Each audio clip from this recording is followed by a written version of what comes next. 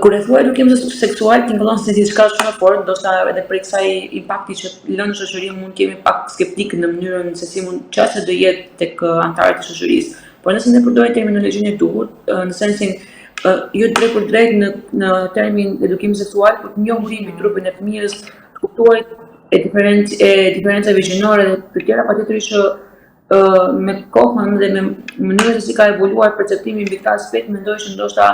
mund të hasim vështirësi në vende të caktuara, por në këndvështrimin tim edhe prindrit e rinj që po vinë janë më tepër të ndërgjegjësuar rreth problematikave që hasin nga mungesa e informimit. Por që ne mendoj që do të jetë një fazë fillestare mund të jetë shumë e rëndësishme ndoshta edhe për të testuar se deri ku mund të shkojë pranimi nga masa dhe nëse nuk kemi një pranim të mirëfillt të bëhet një fushat sensibilizuese për të benefitet që mund të sjellë ky edukimi tek fëmijët. Por mendoj që deri ku mund të jemi deri të